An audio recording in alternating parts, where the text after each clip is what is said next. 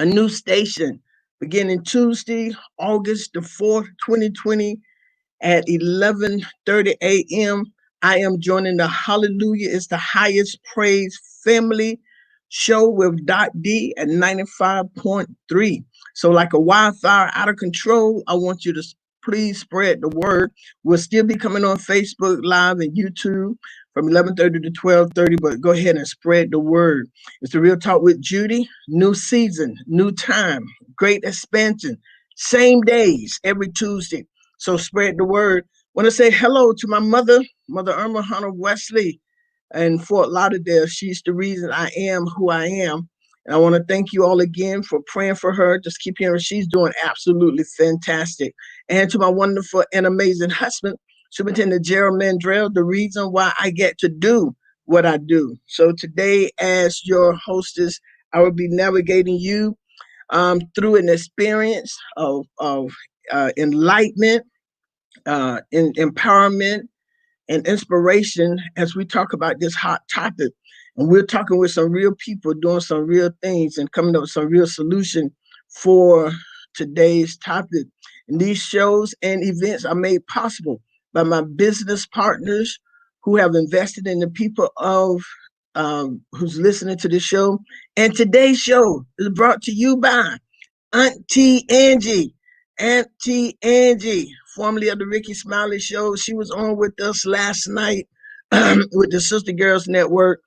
And I just want to thank you, Auntie Angie. She wanted to sponsor today's show. What can I do? I told her she sponsored today's show. Thank you. With that being in mind, I want to say thank you to all of my partners and investors. Thank you all so very much.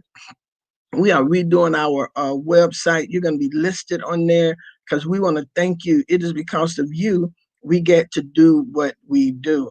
So, and if you want to be a partner today, you can cash out me at Real Talk with Judy.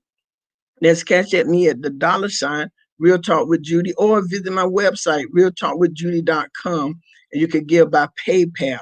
Well, we're going to get ready to get this discussion started for today's show. School or no school? School or no school? And I'm going to praise. Father, we thank you now for your goodness and your mercy. We ask you, God, to help the guests today give some insight to our parents and to other listeners, other educators who may need some direction. Let's give some clarity today, Lord. In Jesus' name we pray, amen.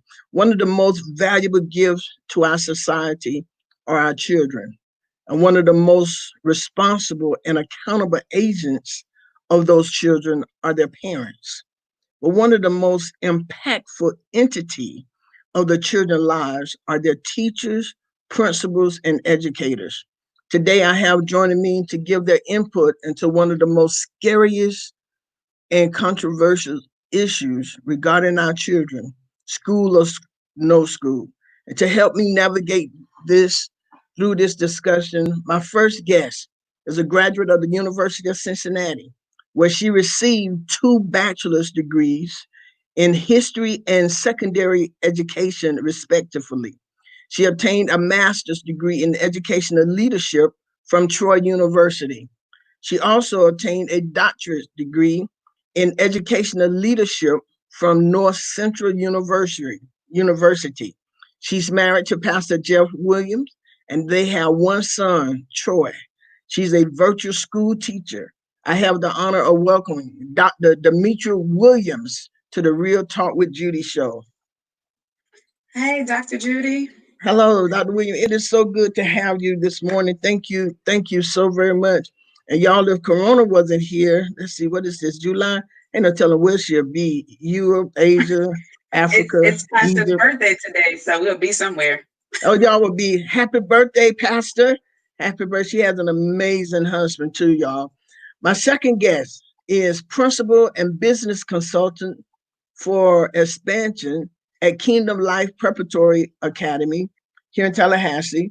She has over 35 years in education and educational counseling, extensive experience in curriculum development and instruction, crisis intervention, family therapy, behavior modification, individualized academic planning, training and managing teams, empowering students to plot and prepare for personal and academic success. Her approach is clear, with old fashioned principle mixed with modern technology. She's on the cutting edge of progressive learning. Ladies and gentlemen, with honor, I welcome Dr. Marcella Perez to the Real Talk with Judy show. She's having technical difficulties, so she'll be on as soon as she gets back on. Well, that was a good introduction. That was a good introduction. So right now, Dr. Demetra, it's gonna be you and I. But she's more than capable of doing it. But we are excited about you all being on here, and we're going to talk about this hot topic. This hot topic: open schools or keep schools closed. What are other alternatives could parents consider as well? Dr. Demetra, I know that you're doing a virtual schooling, but let's talk. You have a young son, and I know that he is the joy of your heart. There she is, Dr. Therese. I gave you one more introduction, so there she is, ladies and gentlemen, Dr. Marcella Therese. Welcome to the Real Talk with Judy show.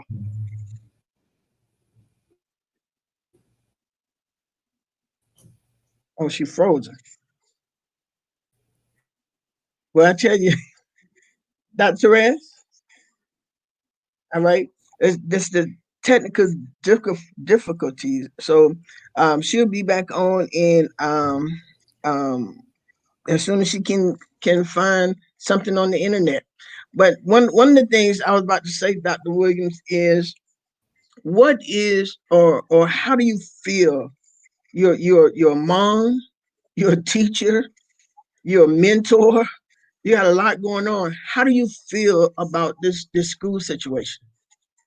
Like so many other parents, although I'm a virtual instructor, like so many other parents, this is a difficult time. We don't want to say we're afraid, but this is a difficult time because we are either putting our children at risk or some parents are putting their jobs at risk. Some parents don't have the opportunity to work at home. And so this is a difficult time for parents. And I just want to let parents know early on, whatever decision you make that's best for your family, good job. There's no better decision. It's whatever decision you make for your family. We're going to applaud whatever decision you make.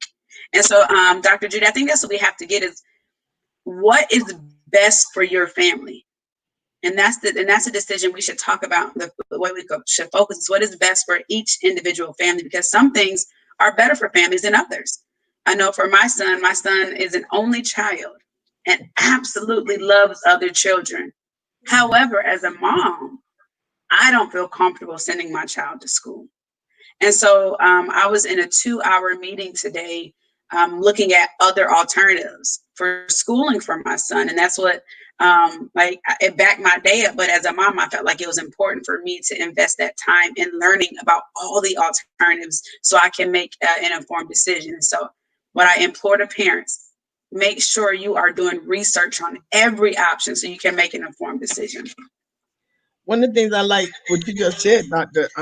Williams, but I have not heard, and I've been listening. I don't have any biological children any children going to elementary, high, or middle school. Do have some grandchildren going back to, I do have my goddaughters. I have a bunch of children going back to school, but I don't make the final decision. But one of the things you stated that I thought was good that I haven't heard, and that is that you applaud the parents for whatever decision they make for their home, their child. Some of the things I have heard, and you brought that up real good because I've heard how can they send their child back to school? That is so dumb, and how can they do this? And they got to be crazy. They must not care. But for you to come on now and say, let's applaud the parents, that is a powerful statement to the parents. And I believe And I it think give we them a need to give grace. mm-hmm. We need to give the parents grace. This is a tough and difficult decision. And if you don't have to make it, for your family, you can only pray for the parents that have to, because they're, like I said, maybe you have a 7-year-old at home and your job is saying you have to come to work. So do I choose my job or do I choose being a parent? And so some people don't, because people are going to work every day. And so it's important to realize if I'm at work, I put a 7-year-old in charge of their own education if I keep them at home. And so you got to look at all the intricacies of what decisions are being made for parents. And that's what I applaud every parent for. Any decision you make is best for you and your family. Wow. And I think, Dr. Therese? Okay. Seem like you're in that same room. You might have to go in another room. Can you come on with your voice? That's your internet connection. Okay, but Dr. William, I know there has to be a scary feeling for parents. I have been really praying for these parents because some, as you stated, they have to go to work. They have to go to work. There is no if, ands, but about it. And some people saying, well, you're gonna go to work, you put your job over your child. No, to me, my thought is if they have to go to work, they're not putting their child before the job. That's why they're going to work. Would you agree or disagree? Well, you have to provide. If there's nothing coming in, your child won't have a house. They won't eat. They won't have electricity. They won't have anything. So this is a real conundrum, for parents. And we have to understand they're making the best decision for their household. And so for us, we have a 2-parent household, and we thank God for that. And thank God we have 2 incomes. But there are so many parents that have a single income, and their family surviving on that single income. And we can't fault them for making the decision to send their kids back to school. We can't do that. So what are you pro? I know you're virtual teaching. You've been teaching virtually for how long? I've been teaching virtually for over 8 years, but I've been in the education system for over 17. Oh, wow. So you're pretty much an expert with the virtual teaching. I would like to, yes, you said it. Yeah, I'm saying you I do. I absolutely love virtual education. I actually teach high school virtual education. So I'm not, even even with a PhD, I don't teach at the collegiate level. I still teach in the school level. And so my kids, we're even dealing with it now. And, when I talk to my students, I'm asking them, how do you all feel about going back to high school? Because the majority of my students are in a regular high school, and they take my class as an extra course. And so, even the kids are leery about it. But let's be honest, a lot of our kids just miss their friends. They miss the socialization. So am I pro going back to school? I am pro making the best decision for your family. Will I be sending my son to school? We have until the 24th to make that decision. And like I said, I looked at my last option today, and my husband and I will sit and talk with our son and make the decision. Right now, in my heart of hearts, I don't feel comfortable sending him back to school with the numbers in Orange County, with the numbers in Florida. We are not in a state that has low numbers. We're number one, I don't know if we want to, it's like we pride ourselves in being number one, but we shouldn't be number one in this. And we are, and I don't feel like we're doing the things that it takes to bring the numbers down. And that's my concern with schools, is I don't think schools really have a plan for this. So that's my concern. What would be your take on parents who are not familiar and having problems with this virtual schooling? What do they what are the take on this? How are they going to be helped? 2 things. The first thing, most schools that do a virtual option have a parent orientation. Parents just don't do it because they feel like, oh, my child has it. Take the time. I don't know if you might want to take 1 day off work, 2 days off work to learn your child's system. Sit at least for the first couple of days, learn your child's system with them, because your child may not necessarily have a question about an assignment. They may have a question about the system. So take the time in the front part of the course, the front part of you joining the class, to learn your child's system. Reach out to your child's administrator or your child's teacher and ask all the questions. Write your questions down. So for myself, my students cannot enroll in my class and enter into my class until they have spoken with me and done a welcome call. And so in that welcome call, I answer all the questions about the class. And I say, I need to talk to your parent to make sure there are any questions. Parents, put my number in your phone. Parents. So what I tell parents, take the time now to learn it while there is no schooling going on. Take the time to find out how they submit work. How can you check to see if they submitted work? And so things aren't foreign to you when a teacher calls you. So invest the time now to learn the system with the students. And with that said, welcome, Dr. Torres. With that, Thank that's you. you try hard. That's how I was the other day with with Miss Priscilla's broadcast. I was trying everything, man, and I think I got it. You did better than me. I got on the last 10, 15 minutes correctly. Dr. William, um, I think that will help with some of the parents because one of the things I believe we have to do is ease the fear of the parents. Parents are just scared, and I don't blame them. And I believe, and we have to ease the fear of the teacher. I mean, people are just afraid. People are scared. They don't know what to do. One thing I know about Corona, you don't know where you get it from. You know, you can go to the grocery store and you say, "Well, I was only around." No, we haven't ever just been only around unless you have not gone out that door. Now, if you have not gone out your house, you have only been around. But if you have gone to the grocery store, anywhere, you have been um, more than just around. So with that stated, and I love it. I hope in a few moments we're going to give some. We want to ask.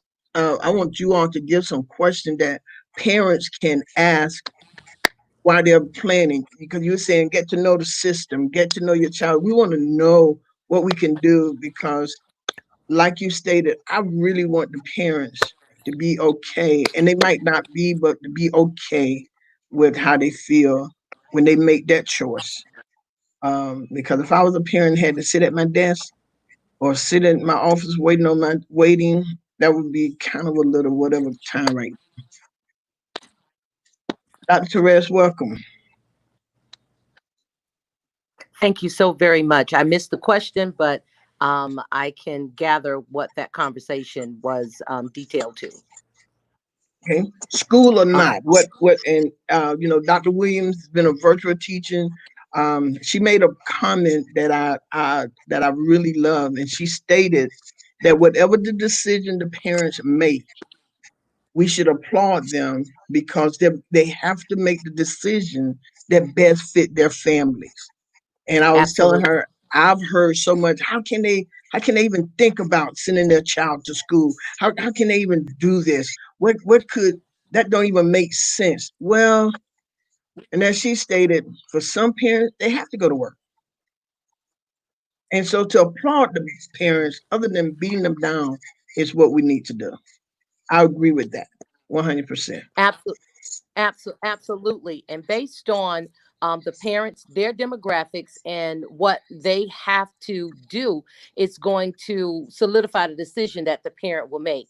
I concur with Dr. Williams. If a parent decides to keep their child home and have them homebound, then we need to support them in everything that they need to ensure that that child receives an adequate and proper education. If they decide to send them back to brick and mortar, then we need to support them in that and make sure that when those children arrive, to the best of our ability, to ensure that they are safe and that proper CDC guidelines are being followed. How could we, and we're going to get into that, but I know some of the ways that, and Dr. Demetrius in Orlando, you all, Dr. Therese is in Tallahassee, and we wanted to bring you ladies on because the majority of our children are reared by their mother or their grandparents or their grandmother or an aunt or aunt, or a godmother or something. How What would you say before we get into the meeting? What would you say to those parents? And Dr. Dimitri, you have taught, whatever decision you have to make, we're gonna applaud you. So what would you say to that mama that's listening to you or will listen to you on this show? And she's really trying to make, or the husband or wife or the daddy, whoever have custody, trying to make this decision, school or not. What would you say? How would you encourage them? Either one Start of with y'all, me or Dr. we know y'all Gordon? dealt with. sis? Well, I would encourage them to first check your team and your support team, meaning your village. Look at what you're actually capable of doing. So if you decide to keep them home, make sure you have the proper internet band to be able to do that. And you have someone that's going to monitor and work with your child while they're home. To think that you can actually do this all alone unless you do not work and you are actually home with your child, it is a different story to a lot of people. Check your village and build your team. If that's what you're deciding to do, build your team. And even if you send them back to school, to the brick and mortar, you still need a team. I don't know what happened to the thought process that we don't need a village anymore. We still need Oh, a yes, village ma'am. to check in, to ensure, to motivate, to encourage, to check with. That village still needs to be strong. So whether they're home or whether they're at brick and mortar, you need to solidify your team, build your team, and be honest with yourself. If you could not understand the math, the language when they were at brick and mortar, it's not going to get easy because they're home. Go ahead and team up with someone in the neighborhood or someone in the family or someone at the church to ensure that your child will have the best of the best. So my solution and my encouragement to the parents is you need to start building your team. Build your team. Okay. So number one, y'all, parents, build a team. I hadn't heard that either. Build y'all, I got some smart ladies on here. Y'all hear that? They giving some good stuff. So we got to build a team. Get you a team that can help you make things happen. It still takes a village. It It still does. takes a village. I know we whatever, but it takes a village. And y'all, we're not. Some of you not gonna understand that math. You're not gonna be able to write that paper. You're not gonna be able to understand how to maneuver through the internet cycle and all these different things that they have. Get your team now. Dr. Tabret said, find you get some people from your church. If you don't go to church, just go to a church and say, do you have any retired educators? Just go Absolutely. there. Or do you Mhm. have someone who knows we got to make this happen for our children? One of the things that I saw you doctors doing when they first stopped the school, and we're gonna go here. A lot of our black children now, and I don't know what happened in the other neighborhood because I didn't even go over Mhm. there. But I saw a lot of our kids doing school where they should have been in school. A lot of them was outside playing, sitting on the corner talking, in their yards playing, no parents around. How if our kids have to stay home? How's that going to help our black community? What is that going to do to our children? I, Um, I, Develop I a think as go ahead. Go ahead, Go ahead, sis. Dr.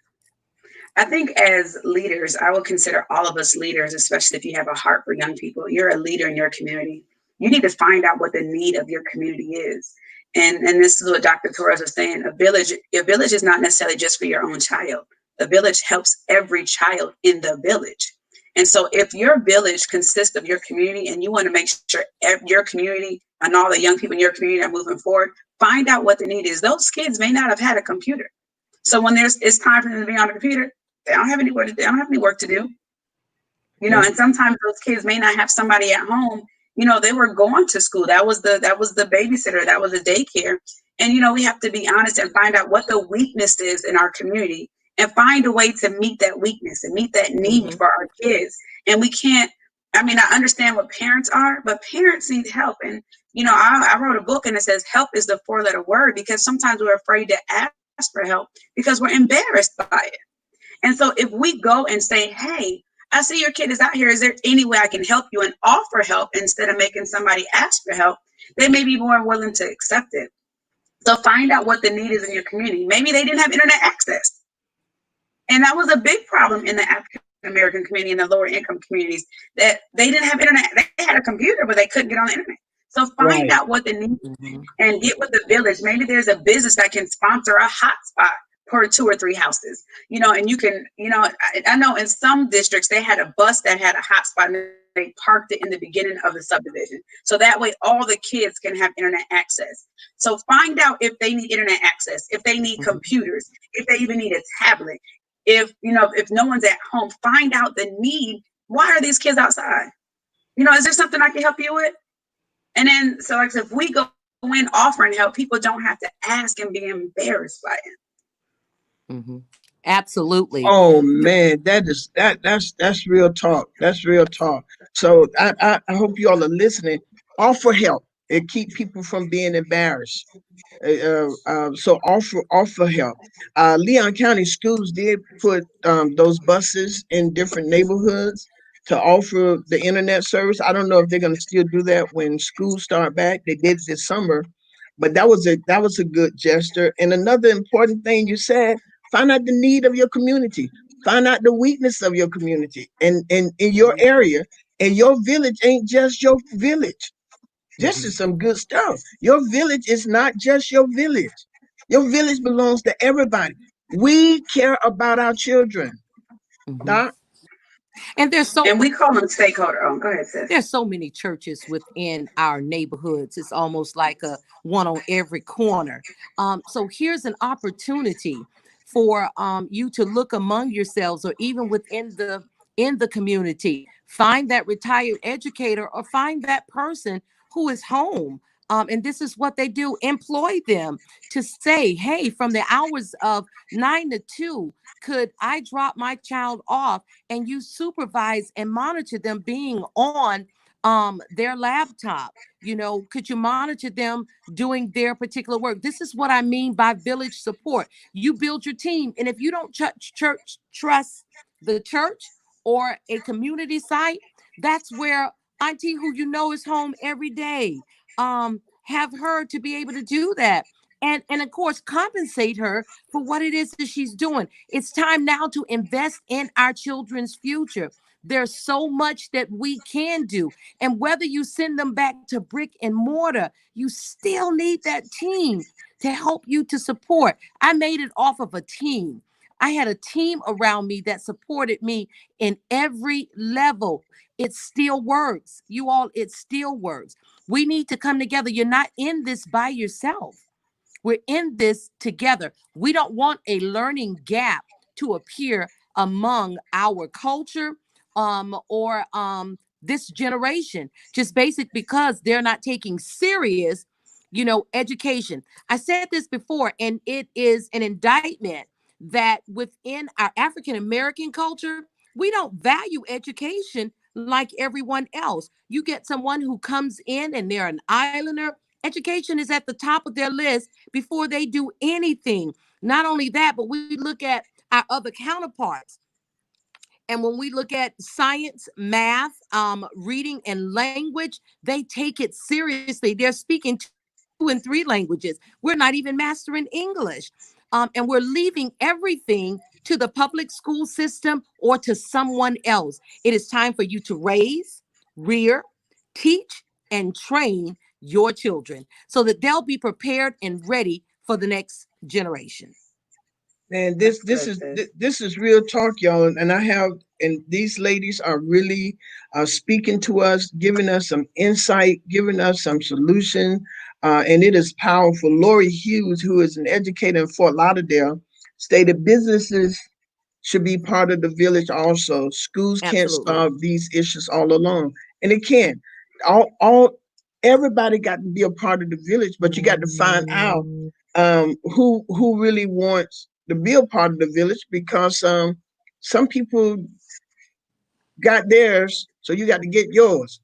Yeah, y'all remember those teachers used to say that? I know y'all the good teachers. Y'all the good educators. But there was some time they'll say, well, I got mine, you got to get yours. But what you're saying is absolutely fantastic. And I love the part that we got to involve the parents.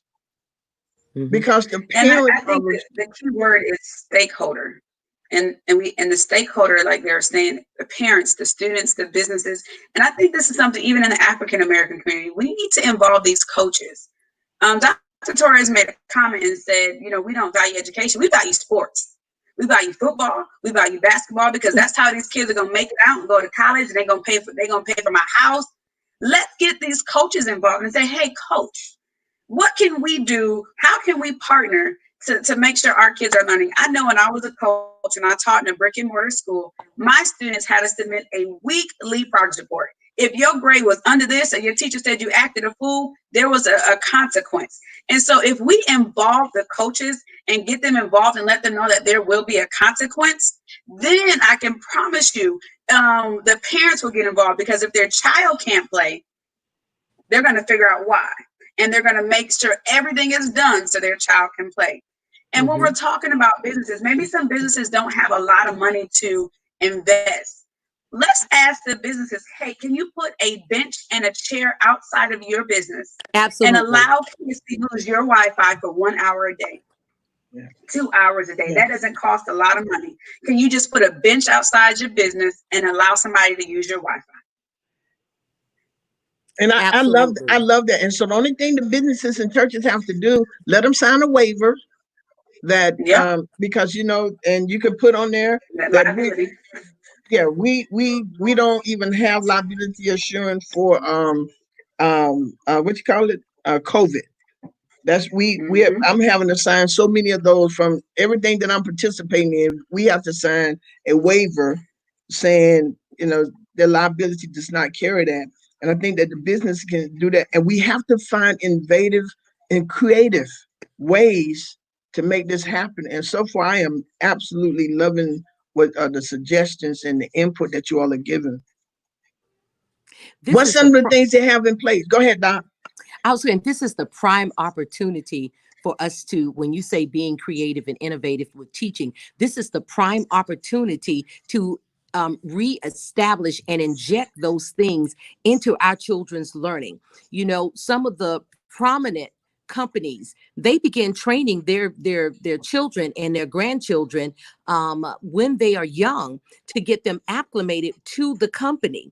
So here it is. We have a grand old life lesson. Let's begin to acclimate them to the life lesson. There are so many field trips and places that these kids can go.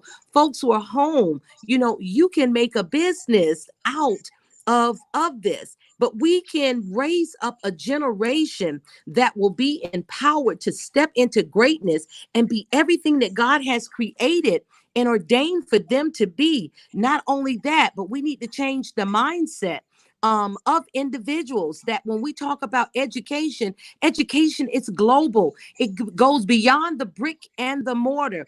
It goes beyond what they receive at school. We're talking about real life applications. Some of you all have stories that need to be told. You need to share these with these individuals. It's time for us to get together and ensure that the individuals in our community, the individuals in our family, they have everything that they need. If it's one-on-one, you be the one that's going to give the one-on-one. But now is the time. We can have a greater outcome of our future on what we're getting ready to do. But don't fool yourself. Don't think by just giving them an electronic device called a laptop or a computer, it's going to be able to do it all. Even if I tell them where to go, they still going to need to break that down and bounce that off of someone to make sure they have the correct understanding. It goes beyond just giving them the tool. It's how to operate it and how to use it. Both of you all are so passionate about seeing our children make it. I mean, your love for children. Demetri, you serve as our Western Florida jurisdiction and leadership of Bishop Perkins, and our supervisor of women, Mother Williams. You serve as the youth president in the international church. You work with the international youth department. Doc T, everything is youth, youth, youth. Y'all give me a couple of reasons what make you so passionate about seeing the future of our children, or even just the love that you all have for the children. I mean, it is for our young people, not just children, for our young, let's say from birth to about 30 or 25. Your passion is so hard for these children and their parents. It's like you all have such a great love. And I want to say this: the Birch, Lakota and Demetri Birch, is planning they're having their first child. The gift they ask is for books. Your favorite book. That's what they want you to give to their child. Your favorite book. I haven't seen anything like that, but you can tell that they got a future plan. Tell me about y'all. What made you so passionate about what you do? I think it was instilled in me early on. My dad was a neighborhood football coach. We had kids at our house since I was a child. My dad is known as Coach G or Coach Gaston all throughout Toledo. That was instilled in me early on. My mom was a truancy officer at the school, so she didn't play in the game. She was PTA president. I have always wanted to work with kids. We used to play games. Y'all used to role play. I used to play the teacher. You know, you used to play church and play school. I was always the teacher. I always loved kids. And the reason why I'm so passionate now is because I see where they can go right now. They can't see themselves, but I can see it. They have so many opportunities that I know I didn't have. I don't want the kids to make the same mistake being transparent. I didn't do everything right. I didn't make all the best decisions. I didn't say yes when I should have said yes, or no when I should have said no. I didn't stay or go when I was supposed to. And so that's why my passion is so hard. I don't want you to make the same mistakes. Yeah, you look at me now and things look great, but what did it take for me to get here? If I can steer 2 or 3 kids away from any of the roadblocks, any of the hurdles, any of the ways that I stumble, I don't want that. And so that's why I'm transparent with my kids. And that's why my heart is there for them. I've been, and when they talk to me, nothing surprises me. Like, baby, I did that. I just don't have the scar for you to see it physically. And so the last message I spoke was, don't be afraid of your scars. Yeah. And so I can be transparent and tell, like, this scar right here, I got this because I did this. And so my passion is I don't want kids to make the same mistake. And I want to see them succeed. I want to see one of our kids be the next president, be the next governor, be the next doctor, be the next teacher. We always say be the next engineer. People don't even know about agricultural engineering. People don't even know about working in the aviation field. You make a lot of money and you can retire in 4 or 5 years working in agriculture, being a farmer. And one thing Dr. Torres made a comment is she said the classroom is outside the 4 walls. One thing my mom started doing during this time is she started writing my son a letter, teaching my son how to write, teaching him how to address the envelope. We can take this time now, go back to home ec. What is 1/4? 1/4 goes back to math. I need a half a cup. What is a half to a whole cup? That goes back to math. That goes back to home ec. Make them write the stuff out. We don't necessarily have to do math in math. We could do math at home and make it fun. And so that's why my passion is, because I remember how I was. I want to make it fun. I want to make it exciting. And I don't want you to make the same mistakes I did. And I want my kids to know I love them regardless. And my passion is changing lives. I am a life changer. I always say life is not defined by the number of breath you take, but the breathtaking moment. And if I have an opportunity to help cut that light bulb on, or to help them to define their next step, or set them on the path that God has designed for them, I'm excited about that. I'm about changing the now for a greater tomorrow. I enjoy teaching. I enjoy teaching children. I enjoy teaching adults. I enjoy the part of giving and imparting into where what you're pouring out and what you're giving is actually expanding and becoming greater. It is not about the credit. It is not about checking a box. It's not about saying I did it, but seeing it. I don't like to say that we're talking about the children of tomorrow. No, we're talking about the generation of today that will be responsible for a lot of the decisions tomorrow. And if we don't give them the moral foundation that they need, or the educational foundation that we need, we're going to be in trouble. So I am all in to give them all that I have. And since we talked about the part of the favorite books, I'm going to give the Velveteen Rabbit and the Learning Tree. So many lessons to be learned by both. What's one of my things? One thing. Go ahead, Doc. I think one thing we have to realize, if we look at the civil rights movement, it was teenagers, 18, 19, 20. It was young people. Young people are about to change this world. Look who's marching. I was at a march in Apopka, and it was set up by Apopka high school students. we have to educate, and like Dr. Torres said, give our kids the moral compass early, because they're going to be the ones that are changing. They're going to be the ones that are voting. We're bringing up a whole new generation of kids that we need to train them correctly. So when it's time for them to make the decisions, they're the ones, they're going to stand up for what's right. They're going to stand up against police brutality. They're going to do it together. And it's going to be so many of them that it's going to explode in a positive way. So we have to train them at an early age so they're making the best decisions at 18, 19, 20, because they're voting at 18. And so let's train them up now. And that's why our passion is with the kids, to train them up so they're going to make the decisions.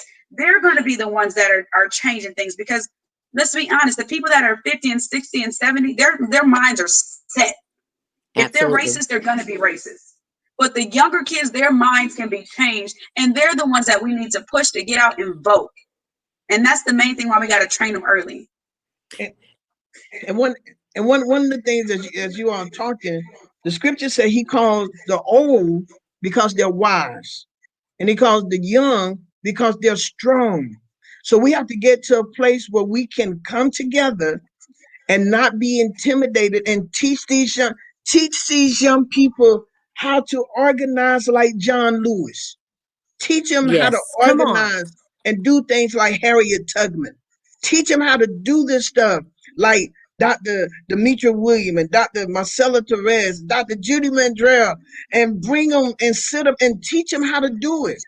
I'm not marching 10 miles down the road, but they'll tell you I'm at the march. I get you going, and I'll meet you at the other end. You do the walking right here, and I'm going to drive that car around, and I'm going to meet you at the other end. But we have things to say to you that with wisdom and understanding that we got to take the time to do it. And if we don't train our children from age zero, y'all hear me? From age zero on up, the first 7 years are the most impressionable years. Man, when we grew up, we thought we were. My mom had a shelf built in all of the girls' room, and she had dolls from every country, and she taught us about them. She took us to other places. We were fortunate. We went on vacation every summer. Guess what? They planned for it. Family, you know you can't go to Africa like Dr. Williams just whenever you want to. You got to plan for it. You got to plan for it. You can go wherever you want to, but you got to plan for it. Imagination is the greatest thing we have. And right now we're in a pandemic where children are scared. People are scared. Well, we got to make this happen. We got to get our children to want to learn. Okay, play football, but want to learn. Want to learn. We got to get it there. Want to learn. And we got to do it while they're young, Dr. Torres. While they're Can babies. I inject, Dr. Judy? Please do. To parents who have children with disabilities, please hear me. If you focus on the disability, you're going to have a disabled child.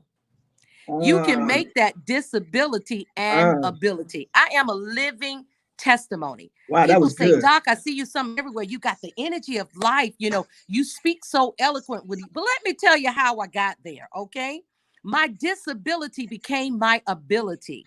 I struggled with speech. I was with a speech therapist. I still struggle in that area, but it's my area of blessing. Why? My mother never focused on the disability. She focused on my ability, despite what the doctor said to her. And even with ADHD, teach them how to use the energy, teach them how to study, and teach them how to focus. We're so busy trying to get a temporary check on a temporary fix to manage this particular problem, when you should teach them how to do it so that they can overcome it and make mega money for you in the future. Parents, we got this thing flipped. Your kid can learn. Your kid can achieve. You can make that disability an ability. When I was in college and everybody else was tired and asleep, I was still up studying. Why? Because I had the energy. But my mom taught me how to use the energy. She taught me how to sit and how to pay attention. And when my distraction kicked in, she taught me what to do to stay focused. the disability can become an ability. Let's stop making excuses for our children. Oh, they can't do that. He has an anger problem. He's not the only one that's passionate about what he believes. He's not the only stubborn child that I came across. See those two things I said, passion and stubbornness? It's the same thing. We're talking about anger control. And the same, teach them how to use it and take the negative off the negative, go straight through it and make it a positive. Take your finger, go straight through it. A minus with a straight line becomes a positive. So get straight to the solution and make it a positive. Oh man, that's cool. Okay, so everybody say, my My My child child child will learn. will will learn. learn. That's it. And that's what you have to get into your mind. When we get back, well, I mean, I believe that this is needed. I believe that they should have a platform everywhere where parents can sit and be inspired like y'all doing today. I believe that parents have to hear this. Parents have to know this because they've been told that Johnny is bad, bad, bad, that Johnny has a learning disability, that Johnny is not able to get it, that Judy just can't, she's not focused, she's not going to do this. They've been told that. They put them in the ESE classes with other ESE children, which signify that all of y'all are just alike, and nobody in this arena right here is going to move. So we have to take all of our children and focus on the ability and not what you say, turn the disability into an ability. And Mhm. that's what we have to focus on. I believe parents. I'm going to ask everybody who's on here, all 40. Would all y'all go ahead and share this, please? This is great information by two powerful women who are educators, who are passionate. Three powerful women who are educators, who are passionate about your child and you making it. So parents, you can make it. You're going to make it. It just take time to invest, and it invests time. So y'all talk to me. Parents scared right now, y'all. Um, Dr. Therese, I know that you're sitting. Y'all are making decisions about children coming back to school. Why should I trust sending my child into a brick and mortar? You know, we're trying to do our best to follow the CDC guidelines on what we need to do, but we also need parents to follow CDC guidelines within your home and when you leave out of your home. We all are Yes. on a place of uncertainty, but your kids are everywhere. They're down the street in everybody's home. And right now, they're the biggest contributors that's passing this along. But mask up, people, when you are in a place with a covering. Right now I'm in the sanctuary and I'm the only one that's in this particular sanctuary. When I walk out, I'm ready to mask up. So we're going to follow CDC guidelines to the best of our ability. And if this thing were to go fluid, we're going to transition our kids into a space that they will be comfortable for. The plan is to teach them ahead of time how to use these mechanisms and what to do, that if they were to transition, they'll be ready. You have to look at your personal situation and your child and choose what's best for your child. But please don't let it be something that's comfortable for you. Let it be the best decision and choice for you. Once again, build your team, find your village. Oh, I like that because some parents may send them back and just a break. So going to school, this a break for me because they've been home. You'd have been home with me since March. So yeah, go back to school. And I love what you said. Train the children now. My daycare has never closed, and we pray that no outbreak happen. But we have from 6 weeks to 4 year olds.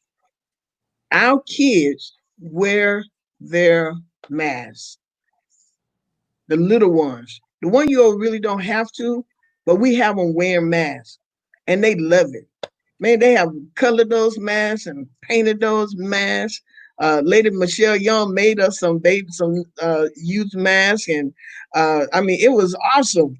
And our 2 and 3 year old, they know keep those masks on, keep those masks on. But parents, you have to help too. It is not just the responsibility of the school. Let them wear the mask at home. Teach them how to put those masks on. Let them sit down for 15 minutes with the mask on. Get them trained. We have to train our children, right? We got to train them. Absolutely. We train them to do everything else. Train them. Make a just train them to wear it and stop saying these children ain't gonna wear their mask. They will. If you train them, they will keep their mask on. Dr. Demetria hit me with the virtual. Watch it. Why go virtual? Oh, well, I know, and I know both of I you love my leaving it up job. to the parents. But talk about the I mean, virtual I school. absolutely love my job.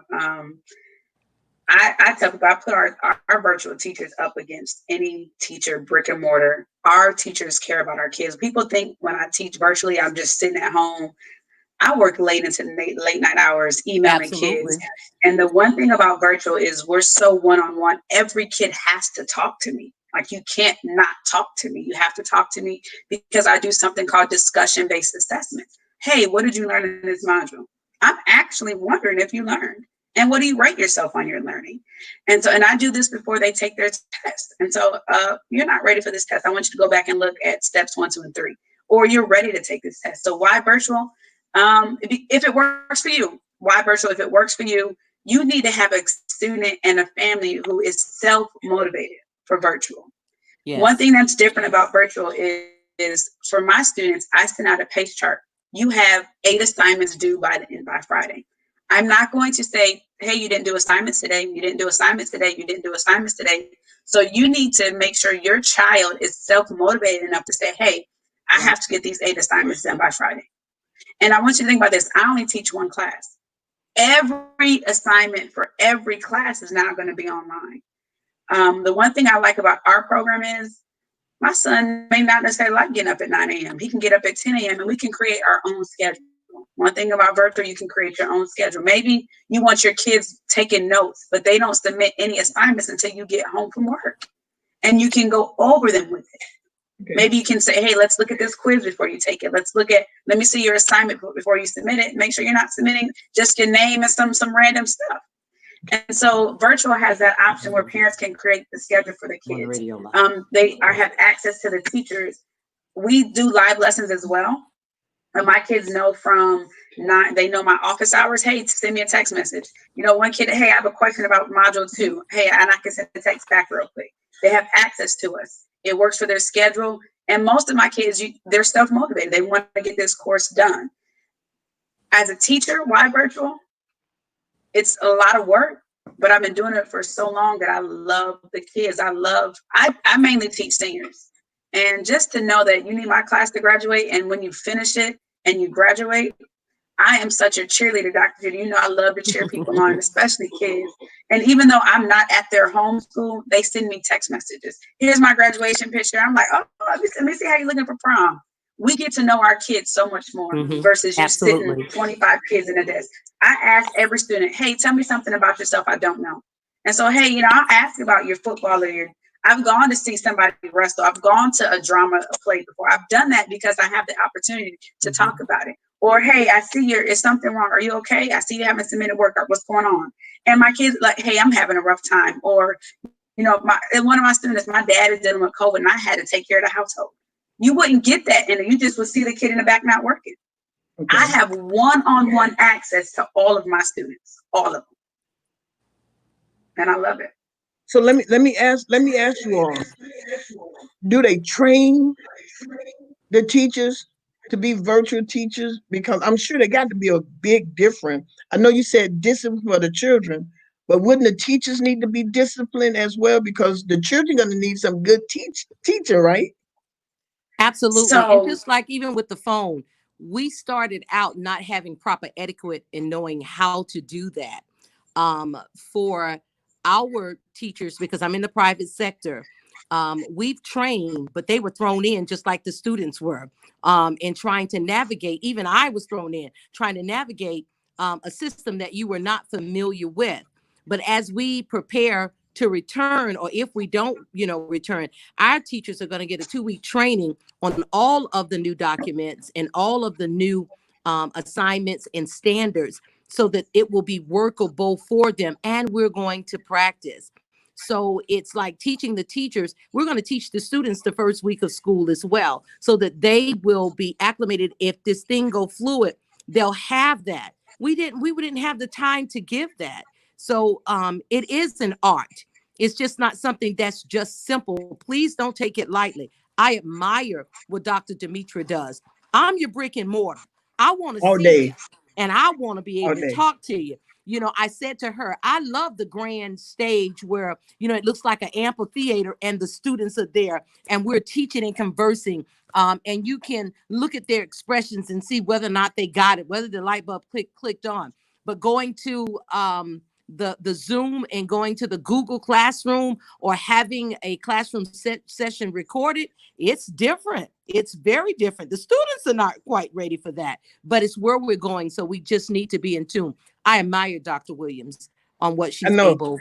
able to do. Yeah, because she said you got So, to be self-motivated, and I know discipline. I need to go to college and school. I got to have that brick and mortar to go to college because I don't know this ADHD will sit down too well. I know, but you got to have a good teacher. so I Absolutely.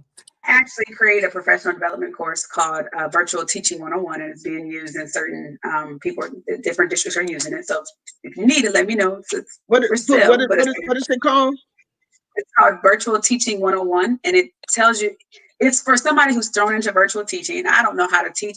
It tells you what your welcome call looks like, what your welcome email looks like, how to communicate effectively with students and parents, how to learn your course, how to progress monitor. Because I think that's one of the things people don't realize. I'm monitoring kids. If kids aren't working, I'm calling. If kids aren't doing on track, I'm calling. So it's a lot of progress monitoring for virtual instructors. And so I created a course, and districts are using it. Some districts are using it. And so, Dr. Torres, if you need it, I'm willing to give you a discount because you're my sister.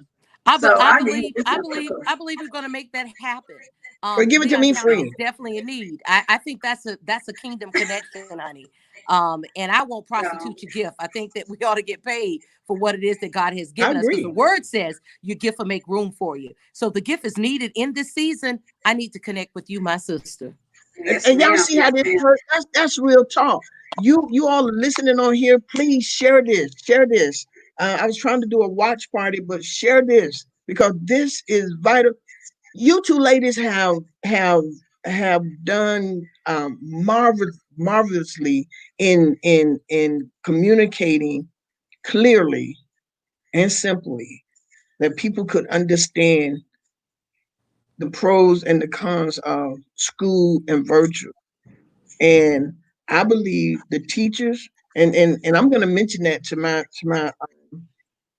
superintendent of school here in Tallahassee, Demetra. So definitely send me some information because what I found out, a lot of these teachers are scared. These teachers are scared. They're the ones who gonna be made to teach virtually, and they're not gonna have a choice. They're gonna be made to teach, and that's what I Mhm. heard. Am is that right? I heard that Yes. some of the teachers are gonna have to teach virtual, whether they know or not. Mhm. Yeah. Our teachers got to do it both ways. Even the ones who come into brick and mortar is still going to have to teach a portion of their class that's at home. We're Oh wow, asking them to do a lot. I just want to inject this, wow. that parents have the right terminology on what they're saying. Brick and mortar is 5 days a week. That's Monday through Friday in the school building. Homebound is Monday through Friday. The child is at home, but they're registered with your particular school.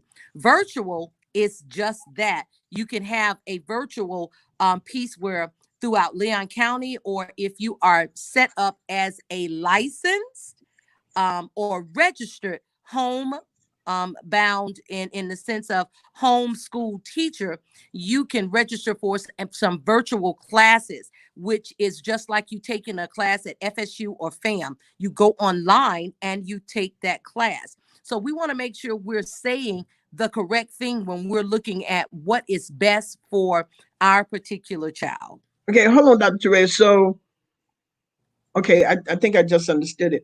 Homeschooling is not necessarily to help our parents. Virtual schooling. It's not. Homeschooling means I am a parent and I am going to school my child at home. So I register with the Department of Education and say I'm going to homeschool. That's what homeschooling is. But I still have to take my child in to have certain tests done and different things. But I'm going to be responsible for their education and follow the Leon County guidelines and add some other things to it. That is homeschooling because I become the teacher. Homebound is a student who is registered at a school, but for some reason cannot attend the classroom, whether they're sick or for whatever reason, they are now homebound. So therefore, they receive, almost like you're sending homework home, they receive the same lesson that the students who are in school will receive. Okay. Brick and mortar is getting up Monday through Friday and coming to school. We do have access. I have access to be able to give my students extra classes, which is through the virtual school. But the virtual school throughout Leon County that may teach English, math, science, or history, especially for my kids who failed a class and they need to make up a class, I may give them a virtual class. They cannot go online to take that class until after 3 o'clock when school is out, or there's going to be a problem with funding. Because if you're in school, you should be doing school. And then if you have a taking we call a virtual class, then you can do that. It's a word that's being used twice in two different formats, because the fact that we're online, it's virtual learning. But I'm talking about registering to take virtual classes that you will receive credit through Leon County. To be able to do that, you have to click on, and it's after 3 o'clock. And they don't give us a plethora of classes that we can offer to our students as a private school educator. We're limited. They may give me 50 courses that I can use for 250 kids. So that's not really open to everyone, but for someone who needs catch up, it's a great way to do that. Or for someone who's advanced, it's a great way to do that. I think we also need to look at the term homeschooling. For my district, homeschool students who are homeschooled K through 12 do not get a district diploma. They don't get a certificate of attendance because their parent is taking care of their homeschool. They don't get a GED. So you need to look at, when you're saying homeschool, absolutely, your kid will not get your district diploma. So what do they get? They have to find another place that they can get an accredited diploma from, but it will not come from the district. Wow. And what they generally do is, if you're teaching your kid and they're receiving the skills, they can sign them up to take the GED. They have to be 16 or older to be able to take that. And if they pass it, then they graduate because the GED stands, it will be like your general diploma. So this is the piece. So if your kids are not meeting those particular school skills, you keeping them home and you ain't registered with anybody, that's considered to be abuse and neglect, because your child is not registered in a school. You just can't say, I'm going to homeschool mine and keep them home. That's not what we're doing. And if you're not teaching them, and the GED is written on a 5th grade level. So if you're not teaching them in a place where they can pass a standard GED, you're doing them a disservice. That's not justice, and it's not good. Listen, ladies. There's a question. Okay, hold on. Somebody got a question. Go ahead, y'all. Go ahead. So for Orange County, Orange County, there are 3 options. Option 1 is go to school full time, and the funding goes directly to the school. Option 2 is launch ed, where the kid is at home but still assigned to the school. And so the school still gets the money full time. And we call that homebound, but it's the same thing. Thing. So then we have Orange County virtual. I am a school board employee. If you choose Orange County virtual, you have to withdraw your kid from their home school and then re-enroll them into Orange County virtual, and all their courses will be online. However, we get funding, but virtual schools in Orange County, I don't know if it's the entire state, are funded at 30% less than what the schools get. Students in a brick and mortar. Wow. When a school is a teacher or a student withdraws and goes to Florida virtual school, no money goes to the district. The Florida virtual school is their own district, their own school. So if you do just Florida virtual school and not your county virtual, no money goes to the district. it goes straight to Florida Virtual School. For homeschool, we're losing money as well because we're not in charge. We get FTE funding for the courses they take, not for the entire Correct. student. Correct. So somebody, yeah, And so correct, Lori. homeschooling Homeschool. done by the parents or not. Ladies, this has been good. My time is far spent. You all are doing a great job. Is digital learning option the same as virtual school? For Orange County, our digital learning option is called Launch Ed. That those teachers, so that's what I'm wrestling with now. My son is going to either do Launch Ed or Orange County Virtual. Launch Ed, the school sets the schedule, and he's still attached to his elementary school, and he'll do work at home, but it's whatever they set up, whatever their schedule is. If he has to be online from 9 to 3, that's their Launch Ed schedule. Correct. Virtual school is your assignments are this for the week. You do your assignments when it fits your schedule. Your teachers may have a live lesson that is not mandatory. You go to the live lesson. So And for Leon, Launch Ed, go ahead, sis. For Leon County, it's the same thing. The terminology is just used a little bit different. For a homebound student, they are registered at the school that they're registered, whether that is Leon High, Gabi High. You're registered at that school, but you're doing your work at home. You're still going to be responsible to be able to log in to and see what that teacher is teaching and what they're doing. For our private school sectors, we have to add a piece that's called an accountability check. So that means somewhere in this process, the student has to come in. The student has to come in. The student has to come in to check in, to turn in their reports. That's to say that the students is alive and well, and that they're doing their work. They're not in Hawaii. They're not in West Africa, but they're in the state of Florida, because Florida is paying for their education. Florida want to make sure you are here and not on vacation somewhere else. So you have to turn in your work. And I know for us, and I don't mind sharing, we have Encompass on Saturdays from 10 to 12, where those students have to check in, bring their work, and if they have any questions or need some extra assistance, they can get that. Accountability is the key when you're talking about the private schools. Dr. Torres, what you can do is you can lock a test, and so the kid can't have access to that test until they do the accountability meeting. Hello, so somebody. that way you guarantee. That's what I do for my DBAs. I need the password. Well, sweetheart, I can't give you the password until you talk to me. So you have to. You got to check in with me. I love it. I like that. So make it a test they have to do, but they can't get the password or the test until they do your accountability meeting. So they'll come in. I love it.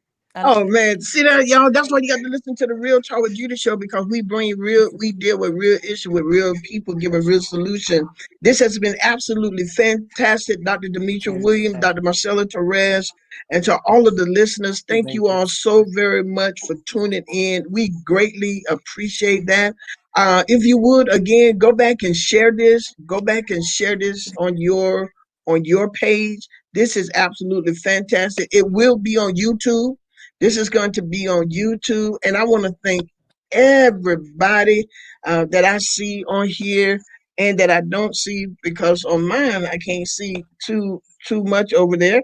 But Priscilla Johnson, Terrence Booker, Chris Parrish, Elaine Deering, Shanae Berry, Priscilla Johnson, Danette McBride, Joel Pullen, Aisha Friesen, Charlie Pye, Irma Wesley. Man, there's so many. Mary Martin, all of you all, thank you all so very much for tuning in. This was absolutely great. A great message to the people. You all are absolutely fantastic. Listen, y'all, I need y'all to help me spread the word. Help me spread the word that the Real Talk with Judy show, same day, every Tuesday, new time, 11:30 to 12:30. A couple of people come on and say, "What you doing on now?" It's a new time. 11:30 to 12:30, and hear this, I am on a new station. That's right, I am on Heaven Hallelujah is the Highest Praise Family with Dot D 95.3, but it's still every Tuesday beginning August 4th at 11:30 a.m. to 12:30 p.m. And I must give a shout out to Miss Priscilla John Louis who is my producer of this show, or the Real Talk with Judy show. Thank you, Priscilla, for all that you do. I must give a big shout out to one of my little mentees. She's growing up. She's 15 today. Kaylin John Louis. Her birthday is today. Don't know if she's anywhere near you, Priscilla, but if she is, just bring her on stage for me. But we want to say thank you all so very much. Y'all go ahead and follow me. Follow me on YouTube. Follow me on YouTube. That's Real Talk with Judy. Follow me on Instagram, Real Talk with Judy. Danette McBride is, of course, one of my administrative assistant who make everything work for me. And so y'all just thank you all. As we end this show, I pray that every parent, as Dr. Demetra start this show off, we applaud every parent. Whatever decision you make it. Just remember too that you got a village. Oh, there she is. Happy birthday, Kaylin. Thank you. Thank you.